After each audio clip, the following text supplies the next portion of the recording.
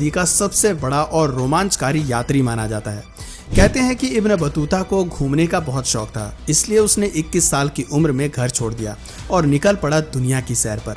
इतिहासकारों का कहना है कि अपने समय के इस जाबाज यात्री ने महज 28 साल की उम्र में 75,000 मील का सफर तय किया था। इस दौरान इब्न बतूता ने भारत की भी यात्रा की, लेकिन जब वो दिल्ली आया तो उसके साथ कुछ ऐसा घटित हुआ कि इब्न बतूता को जान बचाकर यहाँ से भागना पड़ा।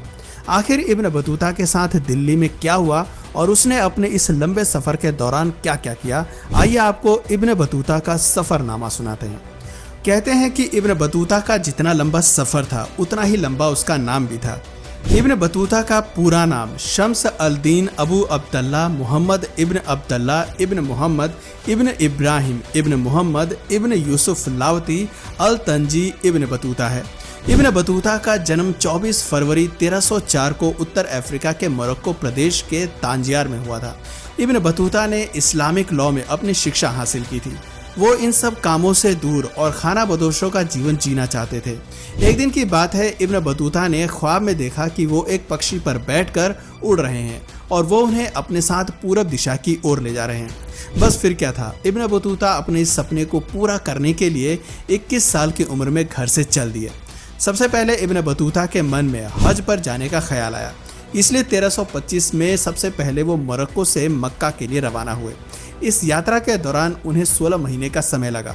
हालांकि इब्न बतूता अकेले ही हज यात्रा पर निकले थे, लेकिन जैसे जैसे वो आगे बढ़ते गए रास्ते में उनके साथ लोग जुड़ते गए। इस तरह वो हज जाने वाले कारवां में शामिल हो गए। मक्का पहुंचने के बाद इब्न बतूता का दिल वहीं लग सा गया था, इसलिए इन्होंने वहां करीब 3 साल तक समय बिताया।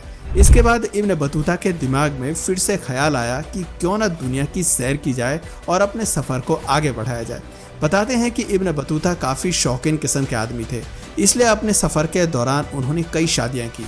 जहां जहां उन्होंने वक्त बिताया वहां वहां उन्होंने शादी की और वो आगे बढ़ते रहे। खैर, मक्का से आगे बढ़ने पर इब्न बतूता कैस्पियन समुंदर पार करते हुए मध्य एशिया पहुंचे, जिसके बाद उन्होंने साउथ ईस्ट एशिया में दस्तक दी। आखिर में इब्न बतूता ने अफगानिस्तान में हिंदू कुश पर्वत को पार कर भारत में कदम रखा। जैसा कि हम सभी जानते हैं कि भारत प्राचीन काल से ही विदेशों के लिए आकर्षण का केंद्र रहा है। वैसे तो समय समय पर यहाँ कई विदेशी यात्री आए, लेकिन 14वीं सदी में यात्रा करने वाला इब्न बतूता प्रमुख यात्री था। भारत आने के बाद इब्न बतूता ने 1334 में दिल्ली की ओर रुख किया। उस वक्त दिल्ली पर मोहम्मद बिन तुगलक का शासन था।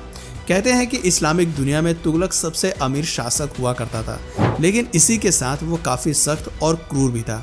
इब्न बतूता मोहम्मद बिन तुगलक के बारे में लिखते हैं कि सम्राट सबके लिए एक जैसा है।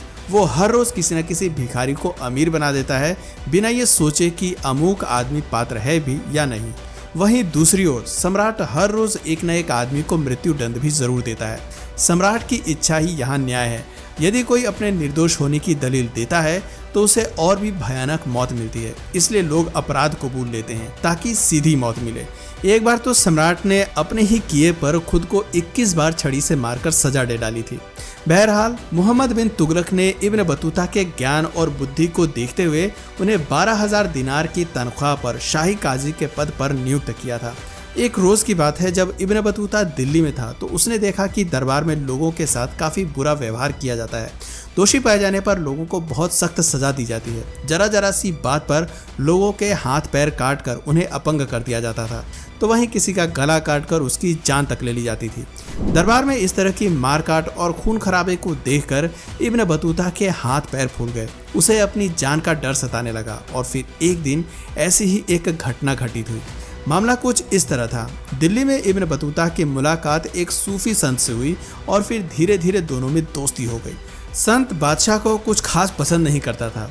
एक बार जब मोहम्मद बिन तुगलक ने उसी सूफी संत को अपने दरबार में पेश होने के लिए बुलावा भेजा, लेकिन संत ने वहां जाने से मना कर दिया। ये बात बादशाह से बर्दाश्त नहीं हुई और उसने संत का सिर धड़ से अलग करवा दिया।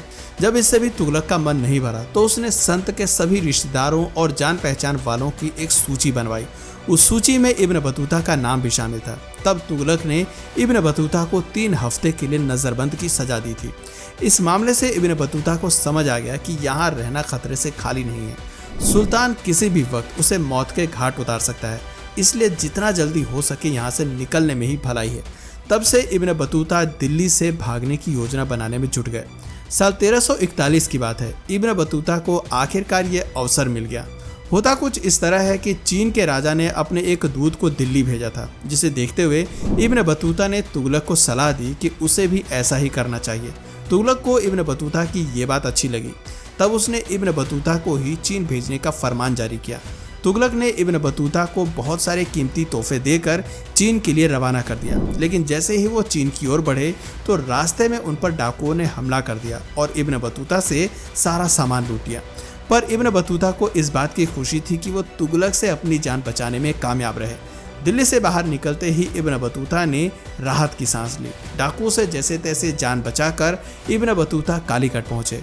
यहाँ पहुंचकर उन्होंने कुछ दिन आराम किया और फिर एक चीनी नौका पर सवार होकर आगे चले गए। बताते हैं कि मोहम्मद बिन तुगलक ने उनसे कहा था कि वो यात्रा पूरी करके जल्दी दिल्ली की ओर प्रस्थान करें, मगर रास्ते में ही तुगलक के दिए सारे तोहफे और दौलत अब लुट चुके थे। इसलिए इब्न बतूता ने पीछे न लौटकर आगे बढ़ना ही उचित समझा। करीब 30 वर्षों में 1 लाख किलोमीटर की लंबी यात्रा करने के बाद इब्न बतूता ने वापस अपने मुल्क लौटने का फैसला किया। दुनिया घूमने के बाद साल 1353 में इब्न बतूता अपने देश मोरक्को लौट आए। जैसे ही मोरक्को के सुल्तान अबू इनान फारिस को इब्न बतूता के आने की खबर मिली तो उन्होंने इब्न बतूता को अपने पास बुलाया। जब इब्न बतूता ने अपनी यात्रा का वृतांत सुनाना शुरू किया तो राजा ने फौरन एक लेखक को बुलवाया और उसे दस्तावेज में संग्रहित करने के लिए कहा।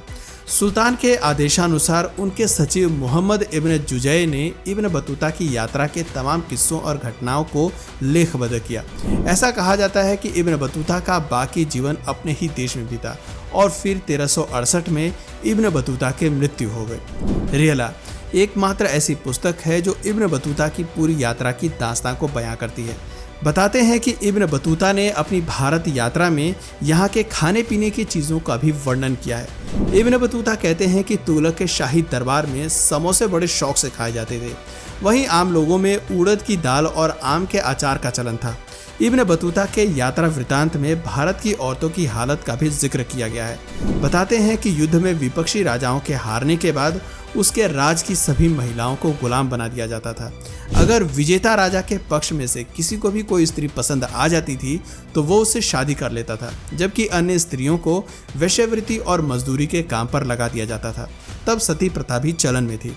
इस किताब में ये भी बताया गया है कि इब्न बतूता ने यात्रा के दौरान कम से कम 10 बार शादियां की और अपनी अलग अलग पत्नियों से हुई संतानों को वो अफ्रीका, यूरोप और एशिया में छोड़ा है। इब्न बतूता की यात्रा का अंदाज़ा आप कुछ इस तरह से लगा सकते हैं कि उन्होंने अपने जीवन के पूरे 30 साल अफ्रीका, यूरोप, मध्य एशिया और भारतीय उपमहाद्वीपों की यात्रा में बिताए।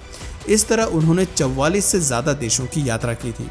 यही कारण है कि आज भले ही एक से बढ़कर एक विश्व भ्रमण करने वाले हो जाएं, लेकिन इब्न बतूता का नाम प्रमुखता से लिया जाता है और लिया जाता रहेगा। दोस्तों, उम्मीद करता हूँ आपको ये जानकारी पसंद आई होगी। दोस्तों, आप में से किस किस को ट्रैवलिंग पसंद है नीचे कमेंट सेक्शन में ज़रूर बताएं। और अगर इस वीडियो से आपको कुछ नया जानने या सीखने को मिला या फिर इंटरेस्टिंग लगा तो प्लीज़ इस वीडियो को एक लाइक करके अपने फ्रेंड्स और फैमिली में से ज़रूर शेयर करें। और यदि आप इस चैनल पर